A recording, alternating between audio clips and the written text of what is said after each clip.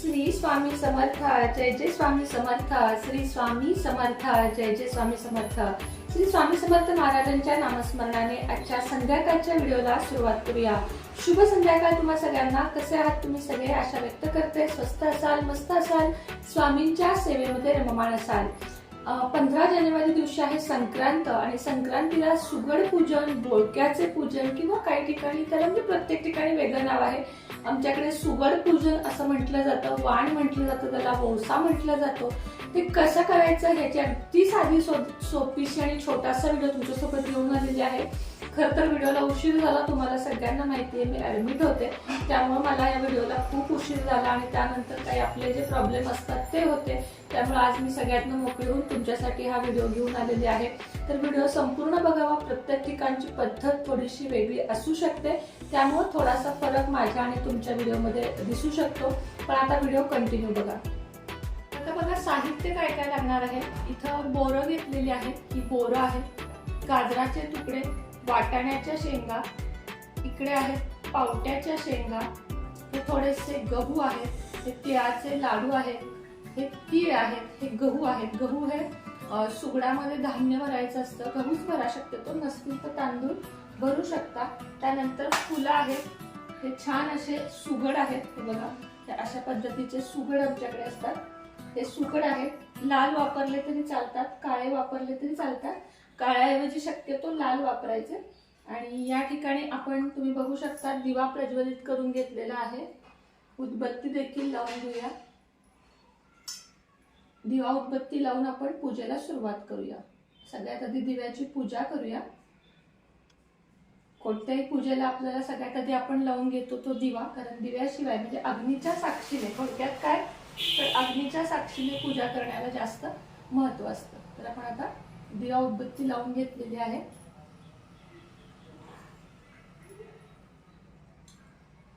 कापड पिवळं घेऊ शकता, लाल घेऊ शकता, कोणत्याही प्रकारचं घेऊ शकता। मी इथं पिवळं घेतलेलं आहे।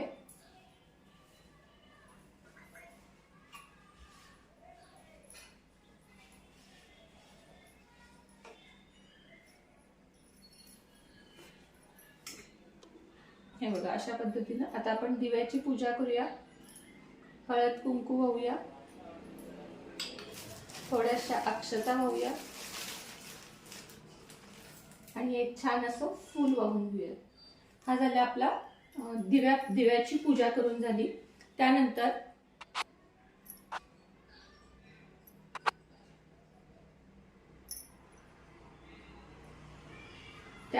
आपल्याला या ठिकाणी सगळ्यात आधी गणपती पूजन करून घ्यायचं आहे। परी गणपती पूजनासाठी विड्याची पाने ठेवली तरी चालेल। आपल्या उजव्या हाताला या ठिकाणी थोड्याशा अक्षता आणि त्यावर हळदी कुंकू। आता या गणपतीची पूजेमध्ये आपले स्नान म्हणजे सगळं करून झालेलं आहे। नसेल तर सकाळी तुम्ही याच्याऐवजी सुपारी ठेवली तरी चालेल।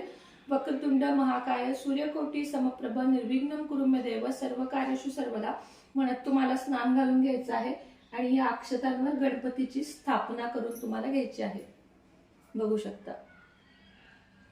आता या 5 ठिकाणी 5 सुगड आहेत, थोड्या थोड्या अक्षता प्रत्येक ठिकाणी ठेवून घ्यायच्या आहेत।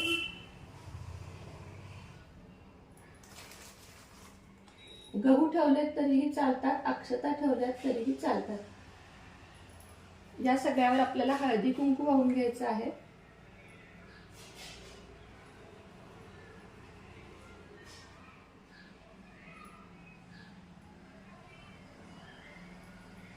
आणि त्यानंतर त्याच्यावर आपल्याला सुगड ठेवायचे आहेत। आता सुगड ठेवताना प्रत्येक सुगडात थोडे थोडेसे गहू भरायचे आहेत आणि मग तो ठेवायचा आहे।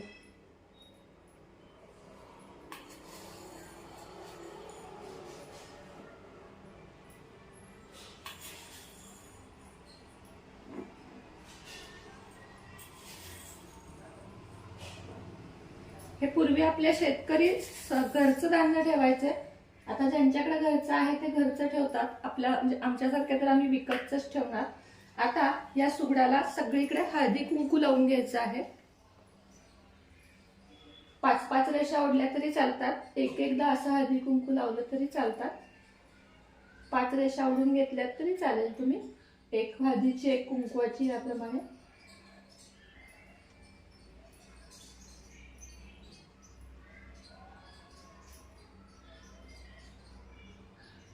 हे झालं हळदी कुंकू लावून. त्यानंतर आपलं जे साहित्य आपण घेतलेलं आहे महत्वाचं, हे सगळं त्यामध्ये घालायचं आहे.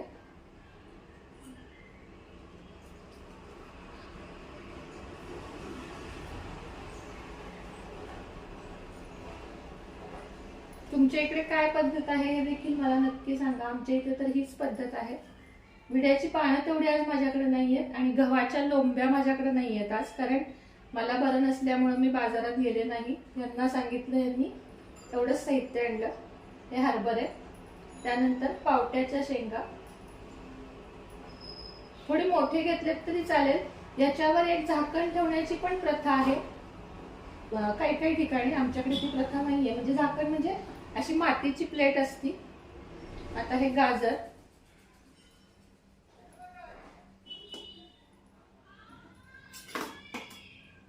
आणि शेवटी बोरं. ही छोट्या बोरांनाच महत्व आहे बरं का. जी लाल बोरं असतात नाही त्यालाच महत्व आहे. हिरवी बोरं शक्यतो ठेवू नका. नाही मिळाली, इलाज नसेल तर ठेवू शकता. त्यानंतर प्रत्येक यामध्ये थोडे थोडेसे तीळ घालायचे, थोडे थोडे अगदी. आणि त्यानंतर हा तिळाचा लाडू. तुम्ही जर तिळगुळ चिक्की केली तर, म्हणजे वडी केली तर वडी ठेवली तरी चालेल.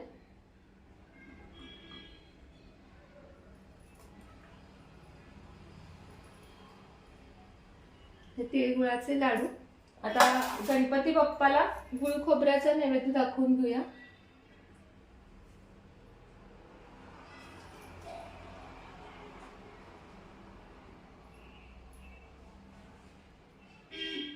आणि गणपतीला आपल्याला लाल फूल वाहून घ्यायचं आहे. आता सगळ्याच पूजेला आपण फुलं वाहून घेऊया. ही आपल्या घरची फुलं आहेत. आता घरी झाड लावलेलं आहे. हे बघा, अशा पद्धतीनं 5 सुगडांना 5 फुलं आपण या ठिकाणी वाहून घेऊया.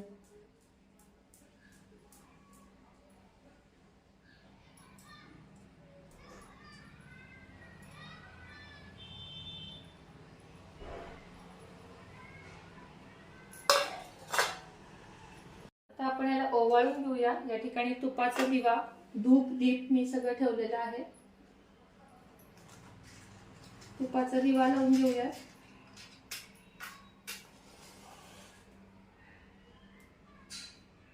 बेला थांब जरा.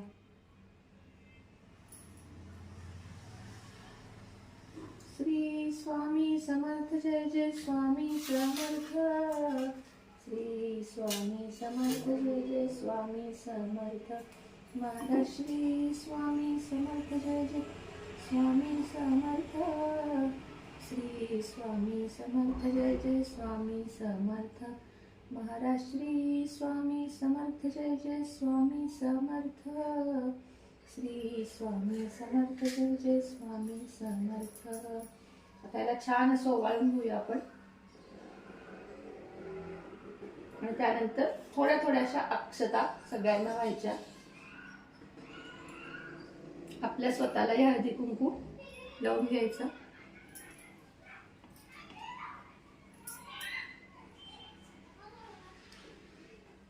आता ओवाळून वगैरे झालं की त्यानंतर हे वाण आपल्याला झाकायचं आहे.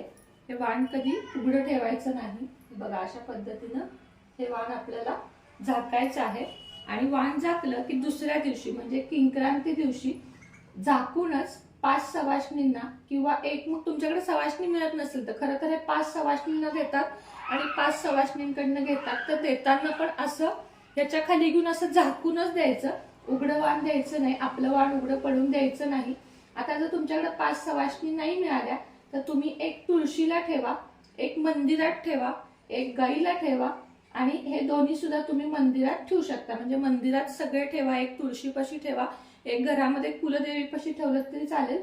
प्रत्येक ठिकाणी आपल्या पदराखाली असं झाकायचं आणि मग द्यायचं. उघडं कधी कुणाला वाण द्यायचं नाही. तर एक मिनिट. तर अशा पद्धतीनं अतिशय साध्या आणि सोप्या पद्धतीनं मी तुम्हाला सुगड पूजन दाखवलेलं आहे। यामध्ये काही थोडंफार राहिलं असेल तरी मला सांगा, कारण प्रत्येक ठिकाणची तुम्हाला सांगितल्याप्रमाणे पद्धत वेगळी असते आणि प्रत्येक ठिकाणचं हे वेगळं असतं। या मागचं सगळ्याचं कारण तुम्हाला सांगते की हे केल्याने काय होतं, म्हणजे हे का करावं। तर शेतकरी लोक जे असतात, आपण जरी म्हणजे मी स्वतः शेतकरी नाहीये म्हणून सांगते, शेतकरी लोकांना शेतातलं धान्य जे नवीन उगवतं किंवा या थंडीमध्ये ज्या वेगवेगळ्या नवीन भाज्या येतात त्या शेतकऱ्यांबद्दल कृतज्ञता व्यक्त करण्यासाठी, परत हे जे कुंभार लोक असतात त्या कुंभारांची सुद्धा ही आपण सुगड घेतो, त्या कुंभार लोकांची कृतज्ञता व्यक्त करण्यासाठी, म्हणजे माती, शेती आणि भाजी आणि धान्य या सगळ्याचीच कृतज्ञता व्यक्त करण्यासाठी भोगी हा सण साजरा केला जातो। त्याचप्रमाणे भोगी दिवशी या सगळ्याचे पूजन करून वाण म्हणजे माझ्या घरचं ह्याच्या 10 पटीनं 100 पटीनं वाढावं म्हणून असं पदराखाली झाकून ते वाण दुसऱ्या स्त्रीच्या पदरात ओढणीत असं घालतात आणि तिचं आपल्याकडे घेतात, म्हणजे वाण देणं घेणं ज्याला म्हणतात। आता सध्याची फॅशन आहे की आपण काहीही वस्तू आणून लुटतो, जसं की कुणी कंगवे आणतं, कुणी करंडे आणतं, कुणी टिकल्याची पाकिट आणतं, पण पूर्वीचं या वाणाला जास्त महत्व होतं। बाकी काही देत नसत, कपाळ कुंकवानं भरून जायचं बायकांचं आणि हे वाण इतके व्हायचे की त्याचं पुढे काय करावं हे समजत नाही। आता ही पूजा झाल्यावर तुम्हाला काय करायचंय, तर ही पूजा झाली की यातलं जे साहित्य आहे, आता जर तुम्ही देऊन टाकलात मंदिरात वगैरे तर काहीच नाही, पण तुम्हाला कुणीच द्यायला नसेल तर तुम्ही हे जी बोलके आहे ते ठेवून द्या, ही तुम्ही पुन्हा वापरू शकता। यातली भाजी तुम्ही घरामध्ये खाऊ शकता आणि याचे आपण गहू ठेवलेत ते सुद्धा आपण घरामध्ये खाऊ शकतो।